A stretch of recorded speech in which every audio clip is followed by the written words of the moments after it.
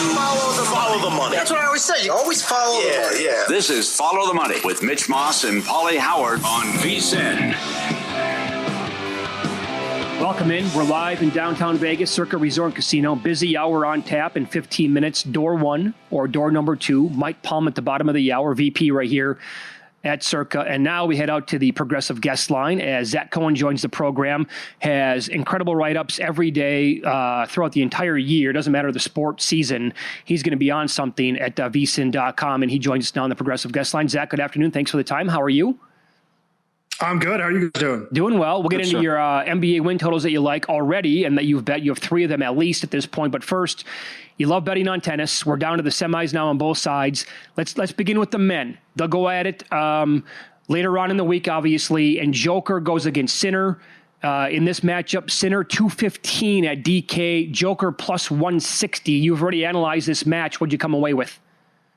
Yeah, so I have a weird play for this match. I have over 0.5 tiebreakers. So this match to have a tiebreaker at minus 140. We've seen a tiebreaker between these two in each of their last 3 matches and also 5 of their last 7. Also, one of those matches was a best of 3 where they played 2 tiebreakers. So, Djokovic is one of the best returners in the history of the sport, but he's never really had a good read on Sinner, even, when they played at Roland Garros, where the conditions are a little slower, it favors returners a little bit. He's had a lot of trouble breaking him, and the other way around, Djokovic is just a very good server on grass. He hits his locations. He comes up. He finishes points easily. I think we're going to see at least one tiebreaker, especially with both of them a little banged up. They know the importance of kind of winning easy points. Very good. That is unique. That's excellent. Alcaraz was $6. Now he's down to $5.25 at some spots. Can Fritz get a set off him? I think Fritz is going to win a set. That's the way I played the match pretty much. I went over 3.5 sets because it is like minus 135 as opposed to taking, minus 175 on Fritz to win one. I don't really see a scenario where Fritz wins straight. So it feels like the same bet to me, but I do think that Alcaraz is a player we've seen throughout his career. He just plays with his food a lot. I mean, you look at his against the spread numbers, his over-under numbers. He tends to, to lose against the spread. He tends to play matches that go over the total. Yeah. And it's because he does, want to go out there and put on a little bit of a show. And that tends to put him in some trouble against players that are kind of all business, which is what Fritz is. Fritz is a really good server. He's a really solid player from the back of the court. And he's unbelievable on grass. He's already won 2 grass court titles this year. I just thought it was a little crazy to kind of expect Alcaraz to win this one in straights. When you say that, do you mean he tries to hit the perfect shot? Alcaraz putting on a show, like play to the crowd, and then he gets in trouble? Can you expand on that? Yeah, he'll hit a crazy shot looking for a winner or a drop shot or something like that to try to dazzle the crowd when the more obvious shot is just kind of taking the simple route and approaching the net or something like that. That's kind of the difference between him and Sinner, in my opinion. Sinner is, never making the wrong decision on the court, and that's why he really rarely, gets upset in these big tournaments. Alcaraz, for as many majors as he does win, he does tend to lose some, head-scratching matches. Well, Zach, based on that then, is there a number right now in the future market that is worth playing, in your opinion, with Alcaraz here set as a 150 favorite to win the whole thing? It's tough because these guys all kind of beat up on each other. Sinner beats up on Djokovic. He can't beat Alcaraz, and Djokovic has had Alcaraz's number. I think with Sinner being a little bit wounded with that elbow, Djokovic at plus 400 is probably the only way that I would go about this. I do have a pre-tournament future on Djokovic at plus 650. I also grabbed Sinner yesterday at plus 460 when there was some really bad news about his elbow going around, but it ended up being fine. But I do think Djokovic, if he faces Alcaraz, he's won 4 of his last 5 against him. Grass is his best surface, and I do think this is his best chance of winning that 25th Grand Slam title. So if Djokovic is going to do it, it's going to happen here. And yeah, 4 to 1 would be a really good number to have in that final. Tomorrow, the ladies' semifinals. I love Sabalenka's game, but she throws temper tantrums out there and can be a bit of a head case. The unforced errors and how she blew it against Coco Gauff in the finals of the French Open. Minus 250 tomorrow. What do you think? Yeah, I really like Anisimova to win a set in that match, which I got at minus 125. I also think it's worth a money line sprinkle. Anisimova is one of the few players on tour that has had Sabalenka's number to an extent. She's 5-3 against her in her career. She has the power from the back of the court to kind of go, blow for with her. It's not going to be a matchup where Sabalenka clearly has the advantage in power. I actually think Anisimova's backhand is going to be the biggest weapon on the court in this match. The big difference between these two is Sabalenka has done this before. Maybe not not at Wimbledon, but at other tournaments. Anisimova has never been to a final before. So I'm a little bit worried about her maybe getting ahead and potentially having trouble, reaching that finish line. That's kind of why I'm going bigger on the set spread than I am the money line. But I do think it's a match that's a lot closer to a 50-50 than the odds suggest. Okay, then how about the other match? Swiatek is minus $3. And oh, by the way, she's plus 180 right now at DK to win it. What do you make of that number? Yeah, I really think Iga's going to handle her business against Bencic. This is a matchup that has been very successful for her in the past, and she actually beat her at Wimbledon 2 years ago, and that's significant because Iga hasn't really been a great grass court player throughout her career. She has gotten much better at it over the last few seasons and definitely is peaking on grass at this time of year.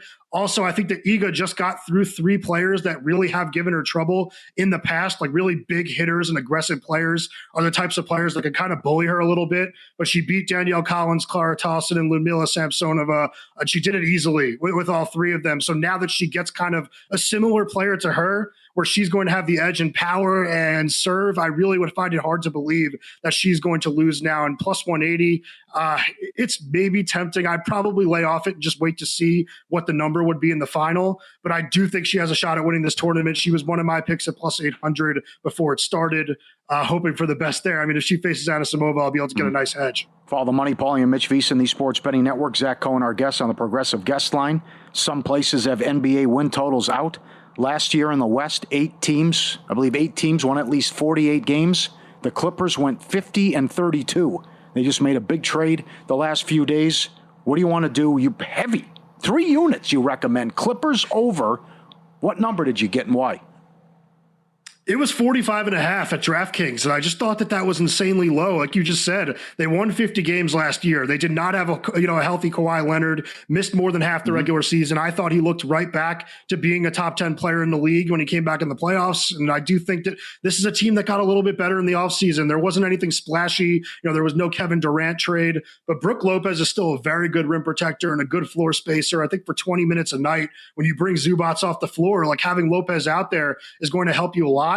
And I do think that losing Norman Powell and bringing in John Collins, if you are getting Bradley Beal, is just a great move by the front office because I think Collins gives them a little bit of something they didn't have last year, which is a true power forward that can play above the rim, but also can step out and knock down threes. He shot about 40% from 3 in Utah, and I do think he's going to be a great pick and roll or pick and pop threat with James Harden. And then, like I said, with Beal, I mean, it seems like it's very likely he's going to end up in Los Angeles. And I think that Beal, for as bad as he was on a $50 million contract, he's going to look really good on a $5 million contract. Because last year he shot about 50, 40, 80 and averaged 18 points per game. It was just a really bad fit. I mean, him and Booker are too similar. Yeah. Now, okay, win total is one thing. Did you bet the Clippers at all to win the West or to win the title or anything crazy like that? No, not yet. I mean, I think I'm going to want to see it a little bit early in the year and just kind of see what it looks like with Collins because it is a player that played very well for a bad Jazz team. And I think Tim McMahon noted it today, but he's on the court for 70% of their wins. They just tried to hold him out whenever they could because they were trying to tank. But I do want to see what it looks like a little bit. I think we'll still be able to get a good number on the Clippers in season like we did last year. Obviously, it didn't work out very well, but I do think it's a team that will be live if everything kind of works well. Yeah, very good. Zach, how do you want to attack the Warriors? Their win total a little bit higher than the Clippers, around 47.5. Yeah, I went over on this too, and I was kind of low on the Warriors last year after the Butler deal. I just thought that they lacked a little bit of shot creation, but the numbers are the numbers. They played at a 60-win pace after they got Butler. They were the number 1 team in the league in points allowed per 100 possessions. I just think that defense is going to be really good again, and if they are able to make some small moves on the margins, I really just have a hard time believing they're not going to win 48 or more games. I know they kind of put a lot on Steph Curry, and Curry is no youngster now. Maybe he'll get injured and this will be doomed, but I'm just interested in seeing what they do the rest of the offseason. It sounds like Al Horford will land there. I think Horford's better than every center they had on the roster last year, even at his age now, just still a really good three-point shooter, a really good passer, and a solid defender. So I'm interested in seeing what they do, but Horford on the Warriors with all of those really smart basketball players just sounds like a great makeup of a team. Chaos in the East. How about the Cavs and Knicks? Last man standing. Knicks have made some good moves. Brown, the new coach. How about over 47.5? Yeah, I think what the Knicks have done to go over that number, it was a high number, but I do think that they're going to do it. I just think that Brown is going to be a little bit better than Tibbs was last year. I know that doesn't seem like an upgrade on paper, but Tibbs had a defensive mindset, a defensive reputation with New York, and that team was not very good defensively. So why not bring in another defensive mind, try to get a little bit closer to top 10 in defensive efficiency? You're not going to lose much offensively because the offense is pretty much roll the ball out to Brunson, hope he creates a shot. Brown could try some new things, implement a new offense. I just don't really see, this floor being all that low because we've seen how good they can be. And they have made some very good offseason upgrades. I think Jordan Clarkson and Gershon Yabusele are huge upgrades along the bench. I mean, two guys I'm almost certain can play in the postseason, but Clarkson being, an unbelievable firepower scorer off the bench, somebody that's just way better than Cameron Payne was a year ago. And Yabusele being a versatile big that, could score in the post, step and hit threes, and also defend. That's just an insane upgrade for a team that did not have a lot of money. Yeah, great stuff. You can always read Zach's analysis at vsin.com and follow him on X. He is at Betting on X. Zach, thank you. Enjoy the rest of the week. We appreciate it. You too, guys. Thanks. And he was on the Progressive Guest Line today. Good stuff. Can't wait. Dodgers just blew it. They did? Yep. And the Brewers have the winning run on third with 2 outs. Oh, boy. Yep. Let's see if they lose 6 in a row. And I'll go home and watch this tonight on delay. I find it as a cool moment. They've reached the money bubble at the World Series of Poker. There are 1,462 players left. The next elimination, everyone gets $15,000. So it's getting down to it here. This is always wild now at the World Series with the money bubble. About to burst. Bet on this team for the most wins in the NFL or another to have the most losses. Door number 1 or door number 2 is next here on VSiN.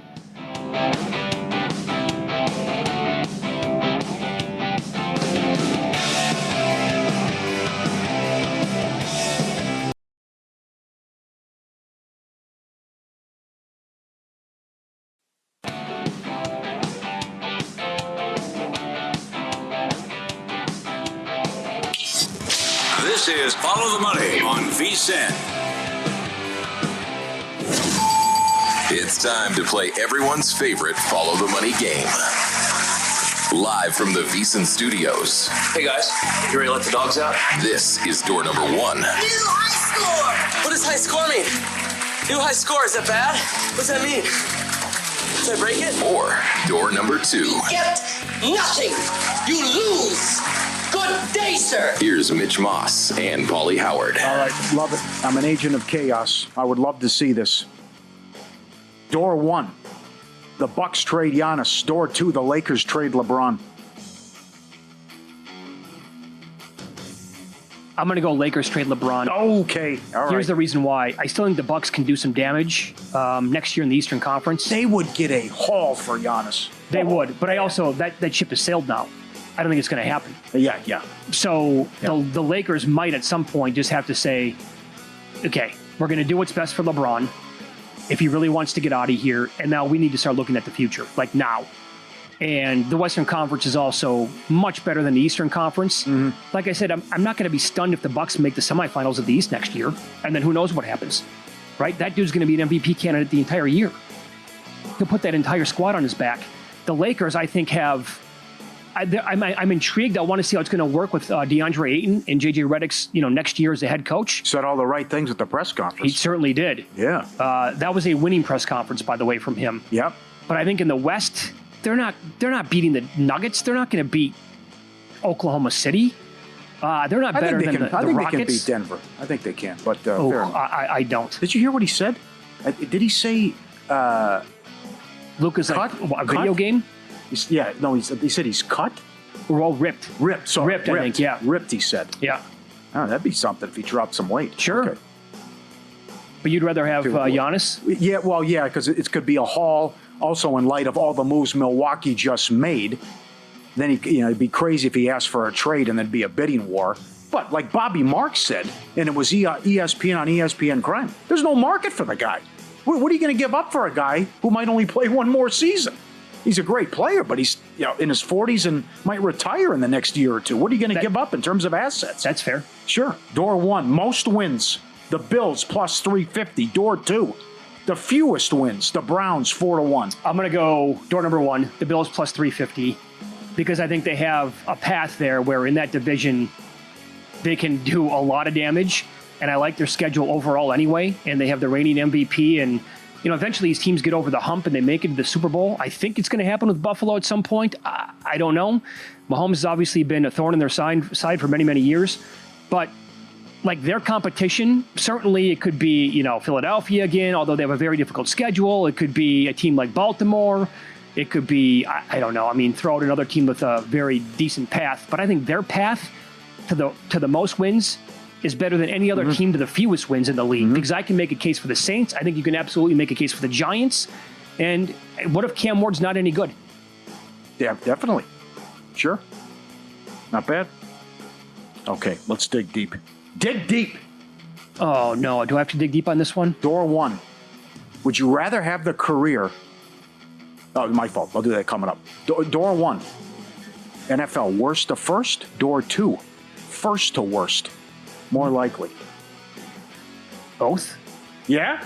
What would you rather see? Any direction you want, actually, or you want to take it. Well, I mean, who are the candidates here, the most likely candidates to go from worst to first? Not going to be the Bills. Unless Armageddon happens, obviously, and they have 39 injuries. Yeah. Not going to be the Chiefs. Happen, yeah. 49ers. I mean, it's... Sure it did. All these injuries. That's exactly right. One injury, couple injuries, clusters change the whole season. I mean, could it be... what would have to happen for Baltimore to be the worst team? Yeah. Could it be your Houston Texans? No. Stroud absolutely has to go down like in week 1. Yeah. Okay. Not going to be Philadelphia. I don't think it's going to be Tampa Bay. Although it's happened, but yeah. And it's not... Well, it's either going to come from... Under this scenario, then it's going to come from the NFC North, meaning the Lions would finish in last place, or it's going to come in the NFC West. And I think those are the most two plausible divisions where it would happen. Because the Lions' schedule is an absolutely murderer's row. Could the Bears go worst to first? Oh, man, that's tough. You could have the same thing. Could the Bears win the division? Could the Lions finish in last place? That's a nice little exacta, huh? Yeah. But I think if it happens, it's going to be out of one of those two divisions for sure. Okay. Would you rather have the career of Robert De Niro, door 1, or door 2? Would you rather have the career of Daniel Day-Lewis, who has won 3 Oscars for Best Actor and was nominated 3 other times? So it's not a lot of movies, but when the guy's in a picture, it's all time. He delivers and he usually gets nominated. And then he retired early. So would I rather be a compiler? Or would I rather be somebody who is a Hall of Famer in like 7 years? Well, I think De Niro's doing damage to his legacy, too. He's still doing so many. The guy's doing 100 things. I know. I mean, he's had a lot of stink bombs. Sure he has. And based on what... And Alto Nights was not well received. Oh, my God, Paul. If you wanted, we could play this game for an hour and talk about how many duds that the guy had. Now, his home runs have been all-timers, obviously. And that's my biggest struggle here is do you want the overall like resume because he's done so many things and it spanned like 100 years, or would you rather have this is like Terrell Davis versus Emmitt Smith? Sure. Right, Terrell Davis hanging out at the end. Yeah, like Terrell Davis for like 4 years was the best player in the NFL. Yes, he was incredible, but unfortunately for him, his career was cut short. Kurt Warner at quarterback came into the league late. That's a very tough question. I would lean Lewis because I think Daniel Day-Lewis could walk through Circa at Stadium Swim right now on its busiest day. That's true. And people wouldn't know who he is. Yeah. De Niro's a lot like Pacino, too. I think Pacino got ripped off and something happened to him. But Pacino's still doing it. It's whatever. Okay, would you send me a script? Okay, fine. Yeah. And I'll do it. No problem. I'm in. What do you need? But like, how would you compare like their best movies to each other? I thought, and I'm going to duck after I say this, I thought Gangs of New York was wildly overrated. Really? Yeah, I didn't even care for it. Oh. It was a struggle to get through the movie. That's surprising.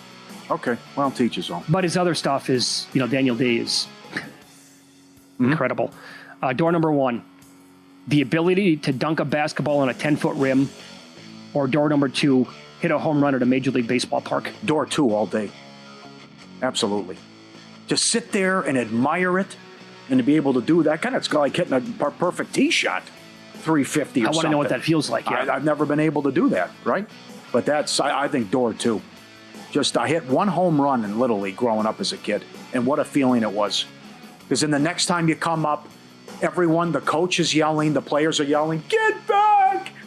Here comes Pauly, get back. You know, it was a great feeling. And then I grounded out to shortstop. But you did it, too, in a home run derby contest. Yeah, there's a spot. Well. But that's, but door one, it happens so fast, and it's okay, whatever. I dunked it, whatever. As someone who does have a home run hitting contest under their belt, and I smacked 4 of them out of, replicas of Major League Parks right down the street from where we're at, actually, right now. Yeah. I know that feeling all too well. I got to go dunk a basketball. Really? On a 10-foot rim, that's the ultimate. I could never top that. As a sporting achievement, no way. You could do it, though. On a 10-foot rim? Jump on someone's back? No, trampoline? I'm talking like it's legit. Okay. It's legit. But that doesn't have to be in a game. Get the shoes from Costanza. Jim, yes. pull those off, right? Yeah. Door number 1, Aaron Judge minus 1,400 to win the AL MVP. Door 2, Shohei Ohtani minus 2,000 to win the NL MVP. I laid 1,000 with Ohtani a few years ago at the Angels when he should have been minus 100,000. I think Raleigh can catch Judge. I have to go door 2. So do I.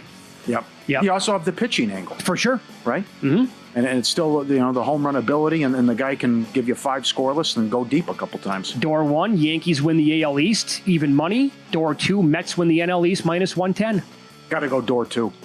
I don't know if the Yankees make the playoffs. Another injury with the pitching staff, and with this Phillies bullpen, as you talked about, 3rd most blown saves. Mets in a bit of a funk, okay, that happens, but I just think they're not that good to begin with. Look at the record when Fried doesn't pitch. Door 2, Mets. All right, door number 1. We started NFL. We'll close NFL. This is available at DraftKings. The Bills to go over 4.5 regular season division wins, minus 135. Or the Baltimore Ravens to go under 4.5 regular season division wins at minus 135 as well. Who do the Bills play in the last game? I think it's got to be a divisional team. That's why I got to look at that, because you're talking about maybe I have the 1 seed and I sit people. Mm-hmm. Oh, boy. Who's going to beat the... They're not going to lose a division game. That's your scenario that you have to factor into the handicap. Yeah. But same could be said about Baltimore, right? Yeah. And they always lose to Pittsburgh. Sure they Lamar do. Jackson and always has a bad game. It's like, how the hell do the Steelers win that game? And Cincinnati, it feels like they could sweep them every single year if they don't blow these games. Yeah. Ah, boy, that's tough. I'll go door 1, though. And the Brewers just walked it off. Did they really? Dodgers have lost 6 in a row. They swept them? They blew it in the 9th, yep, and then 3-2 final. The $500 try from G-Bank, First Bet, and VSiN. Back-to-back sweeps for the Dodgers. All you need to do is open a G-Bank Visa Signature credit card in the first 90 days, deposit and play through $1,000 at First Bet to trigger the $500 try, $200 in cashback rewards, and we'll give you the $200 value with the free subscription through August 31st. Get it now, the $500 try, VSiN.com/GBank. Mike Palm with his weekly visit on the program next here on VSiN.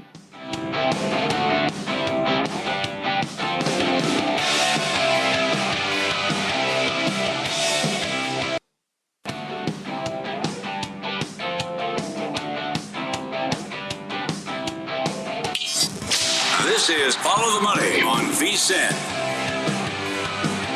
Welcome back. It is Wednesdays with the Maestro. Mike Palm is the VP of Circa Las Vegas, along with the Golden Gate and the D here in downtown. He joins us here live on the desk. Good to see you today, Mike. How are you? Hello, Mitch. Hello, Paul. Great. Very good.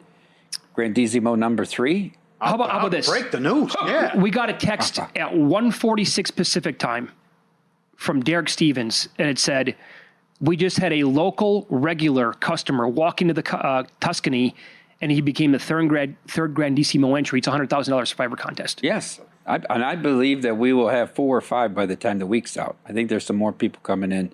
Maybe tomorrow morning, and then I hear one on Saturday. You know, you hear because some of them wire the money in. Yeah, this guy, no, he just walked in and went up to the desk and said, "I want to enter." Here's $100,000, and he's a local who lives here. You guys know him. It's a better, yep. Mm-hmm. Okay, regular better. But so he's aware, and he'll take advantage of the whole 3 days and everything like that. And okay, very good. Just walked in. Here you go. Here's $100,000. Give me one of them Grandissimos. What do you think now? Duffel bag. I still think my number of 30.5 is pretty good. Yeah. I mean, I thought you were on crack. You might have it. Gain a little momentum early here. Sure. I thought we might still be at 1 September 1st, right? You might be 7 by next week. Maybe. Wow. Yeah. Strong. What's your number on it, Pauly? I said 18.5, I think. Yeah. 17.5. I think. We've talked to numerous people now who have said they're getting in too. I know. How about Deeb? Did you tell Deeb on it yesterday? He might get in. We brought it up to him. You know what's the untold story here is Survivor's pacing up like 23% already. We see every day the people out here with more than 2,000 already, huh? Yeah, out here with the proxies doing their sign-ups. So if that remains at the same pace, what does that mean overall for the number? Well, go up a fifth on 14 million, right? So that not true, right? So you're up into over 17 That's at pretty, that point. Yeah, I mean, we're still talking small numbers here, right? But here's what you always have to remember too: you're up 23% year to date. Mm-hmm. Don't forget again what that last week is going to be like. If you guys have averaged basically 1,000 a day in the last week, in the last couple of years, that number could trend up 23% as well. Also, or probably higher is my guess. I mean, also, like what we were sitting at like 8,000 with a week to go last year, right? What if we're sitting at 10,000 with a week to go here? But people would be more inclined if they think it's going to get towards 20. Right. So, and the other one, millions caught up. We were down 10, 12%. Now we're pacing just a little bit ahead right now. Yep. How are you feeling right now? This is when Pauly was on vacation, going back a couple of weeks. You were filling in, and we talked a lot about the Milwaukee Brewers, and you made the case that this team's going to be dangerous in the playoffs. You were convinced they're going to be a playoff team, and you were betting them at 30-1 to win the National League, whatever the number was. They just finished off a sweep here of the LA Dodgers. At 31 plus 475 to win the NL Central, and 30-1. And now, Paul, you just found them 14-1 after they swept the Dodgers. I don't think that there's anybody that's, we said the Dodgers are the big juggernaut. Are you afraid of them playing the Phillies? Are you afraid of them playing the Mets? Are you afraid of them if they play the Cubs? Are you afraid of them playing the Giants? I'm not. And you can get down to a National League Championship Series against the Dodgers. You're certainly not going to get those numbers again. I mean, the 30-1 might be plus 140.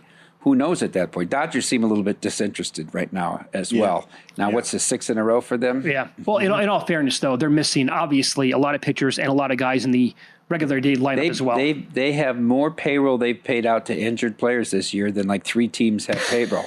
It's true. No, it's like $132 million while people were on the injured list. Yeah. You said something before the break. We were calling this game between the Cubs and who are they playing right now? Minnesota Twins last night. A fishy number, by the way. And we've had like a fishy number on the baseball card every day going back. With Imanaga going against Woods Richardson. Okay. Right. but you thought it was a little bit bizarre spot for him? Well, it's like a sleepy spot for them, right? And I thought Badelli made a right move. I'd play Vargas at catcher the whole series. You need somebody the Cubs like to run early in these games. You can't just let them steal bases and steal bases and steal bases and steal bases. So I thought it was your fishy number, right? How about the fishy number on the Astros Monday, too, coming off?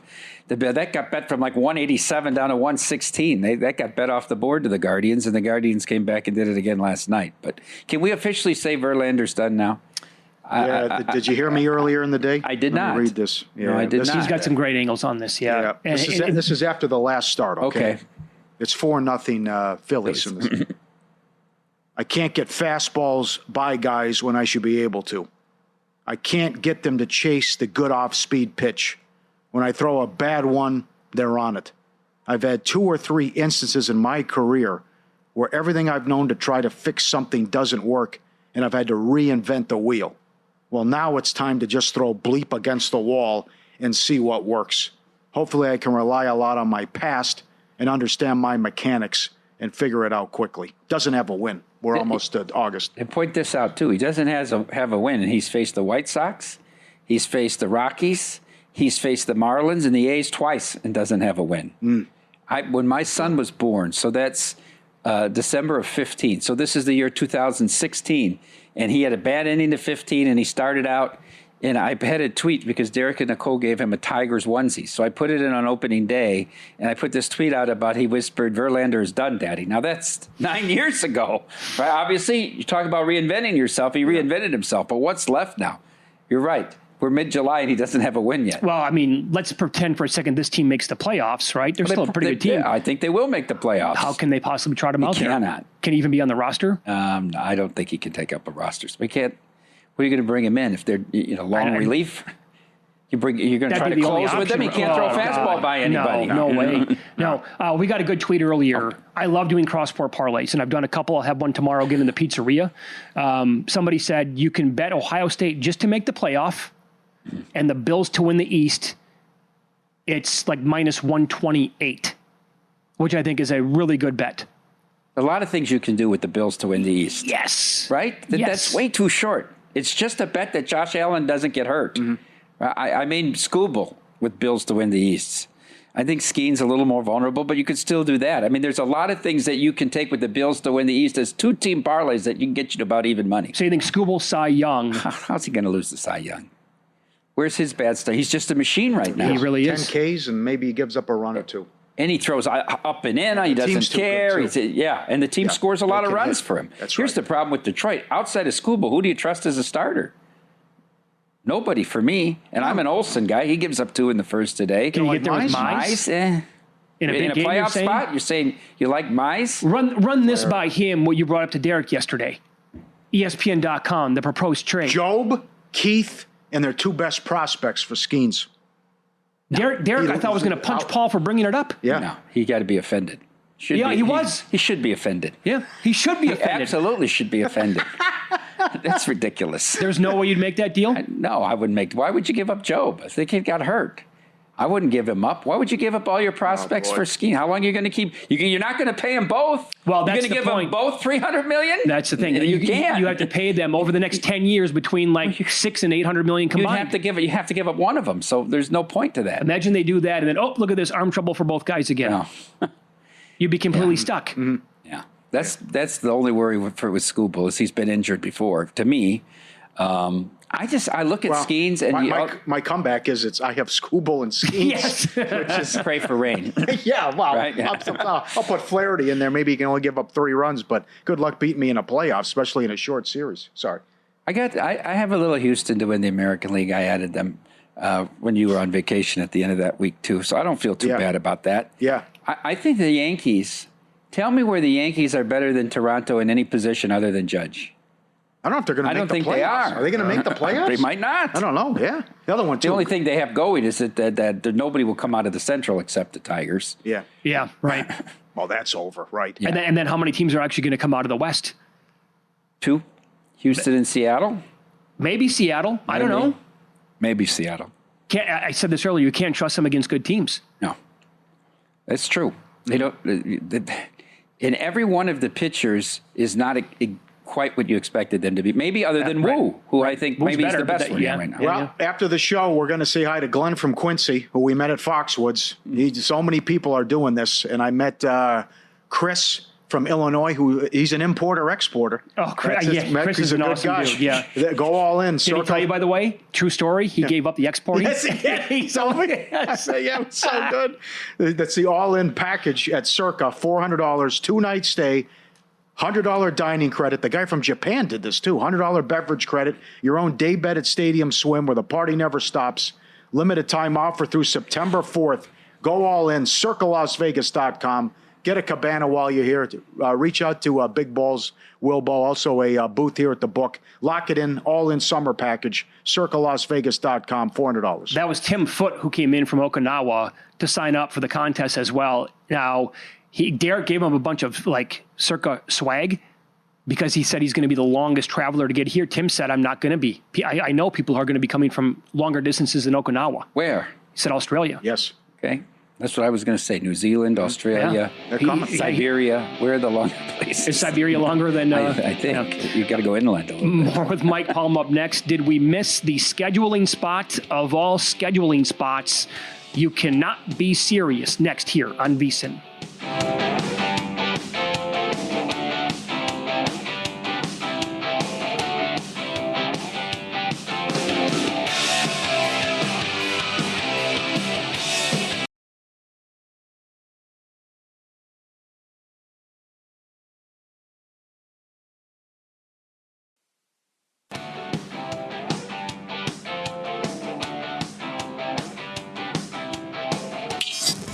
This is Follow the Money on VSiN. As we roll along here on a Wednesday, we're live in downtown Vegas from the Circa Resort and Casino. The Maestro is with us, Mike Palm, the VP of this great property. Time now for You Cannot Be Serious. You can't be serious, man. You cannot be serious! Well, the WNBA continues to give us content each and every week, fellas. And I don't know if I just missed this and I didn't look far enough ahead because I was too focused on watching that crazy All-Star draft last night. But how about this game on Camp Day? I first became familiar with this 2 years ago, where the WNBA has this called Camp Day, so their young fans, little girls supposedly, can come out and watch all these daytime games.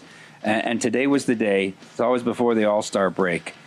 But you had a West Coast team in Seattle, the Storm, playing in Connecticut against the god-awful Sun. The Sun came into the game 2-16, averaging margin of loss 18 points a game in those 18 games. That's 10 points worse than the next worst margin of loss team, the Chicago Sky. The Sun, with a game tipping off at 8 a.m. body clock time, West Coast time, 11 a.m. on the East Coast, opened as a 16.5-point favorite, closed 18.5, and got beat by 10, 93-83 by the awful Sun. Even the coach of Phoenix, before their game today against the Lynx, which they won, the Phoenix Mercury, Nate Tibbetts came out and said, this is terrible. The scheduling is bad. You're making a West Coast team play at 11 a.m. East Coast guy. You're stealing the game from the West Coast team. The scheduling, we could do a segment about this, 5 minutes about this every week. How about the Lynx? Okay, the Lynx lost today at Phoenix. The Lynx played 4 games in 7 days. 3 of their 4 opponents had been off for at least 6 days before the game. Oh, boy. We talked about this last year with Caitlin and how they played 11 games in 20 days. The scheduling is so unbad. We can talk about the officiating all day in this league, but the scheduling is so bad, and I always criticize the commissioner. But this girl, Bethany Donovan, who's a former player, who's director of basketball operations, seems to be the one who's most in charge of the scheduling in this league, and it's got to simply change. WNBA! You cannot be serious! You remember the Alexi Lawless rant about this generation of American soccer players? It's one of the more famous rants probably of this century. The entitled class who's done nothing, who's won nothing, who do nothing but make excuses. Well, nothing changed on Sunday at NRG Stadium as they faced Mexico in the Gold Cup game. Despite scoring in the first 5 minutes, putting the USA up 1-0, they were utterly dominated the rest of the game. Outshot 16-6 by Mexico, outpossessed 60% to 40%. And of course, when the game was over, they had nothing but excuses as to why they lost the game. Mauricio Pochettino, their coach, who was horrible at Chelsea, as you know, Paul, this year, and then became the U.S. national coach, blamed it totally on the officiating on 2 calls, one of which he thought should have been a handball against Mexico in the 56th minute. Paul, the very definition of the rule is that if a defender is falling and he places his hand that's between his arm, that's between the ground and his body on the ball, it's not a handball. And it wasn't called a handball correctly. Then on the Mexico goal that won the game, it was originally ruled by the assistant referee offsides on the play. They went to VAR. I don't think it was offsides at all. The player who was offsides didn't interfere in the course of the play. There was a player who was offsides, but he had nothing to do with the play. And it was a double touch to begin with. Complained about both those calls. He said Mexico had 2 goals overruled by offsides earlier in the tournament, and it would have been very hard to uphold that call and not have ruled it off. He believes both calls were influenced by the 70,000 people in the crowd.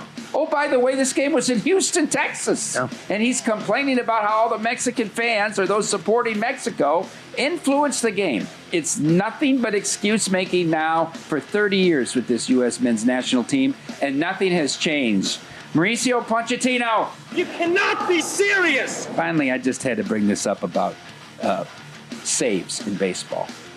You know, this journeyman reliever who spent most of his time in the minor leagues, Jason Alexander, came in Friday night at Chavez Ravine and pitched the 7th, 8th, and 9th innings for the Houston Astros in a game that they led 18-1 and earned a save.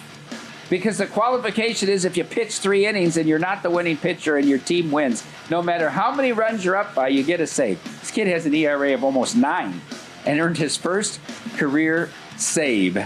There has to be some sort of a qualification as to how many runs a team is ahead to actually earn it. He could have come in and given up 16 earned runs in those 3 innings and gotten a save in that spot. Now, I'm digressing into my real point here, is about all these position players pitching every day. I'm sick of it. Enough is enough. Not this Saturday, but last Saturday. At one point in time, I sat here in the book, mid-afternoon, like 3:15 p.m. on a Saturday, There were 3 different games that had position players in their pitching. At the same time. Yes. 71 miles an hour, 52 miles. I mean, we are ruining the game. Davey Roberts can't wait. He wants to get down 8 or 9 runs so that he can put the position, but he can't wait to get Kiki Hernandez into the game. He can't wait to get Ramos into the game. It sucks. And it sucks for bettors who are betting in game that now you're just going to bring a guy in there throwing 51 miles an hour. Manfred, you've got to legislate this out. It's too much now. The position players are Major League Baseball. You cannot be serious. By the way, good job, Mike. That was happening right away to begin the season. In blowout losses, we're talking like April. Like, wait a second, the season just started. And they're saving their bullpens? Yeah, that's what you want to do. Come on. Great message here from Robert. More on the WNBA because we've had 3 now massive upsets. Yeah. He did the math on this. If you bet all, no, I mean, who's going to have this, right? Maybe you'll see some tickets. But the Sun, Valkyries, and Mercury on a 3-team moneyline parlay would pay roughly 127 to 1. Oh, Valkyries were an 8-point dog too. Sure. And win by 19. Killed them. Yeah. So what happened while live on the air? Was this game on TV? It had to be. Okay, somewhere. Yeah. Ion, something like that. The Mercury outscored the Lynx 19. This happens all the time in this sport. They outscored them 19-4 in the last 5:45 and 10-0 over the final 3 minutes to win the game. The individual quarters in this league are amazing. 6 points, 4 points. Yes. Indiana got outscored. What do they have? 8 points in the fourth quarter. To your point, Yep. The Lynx in the fourth quarter.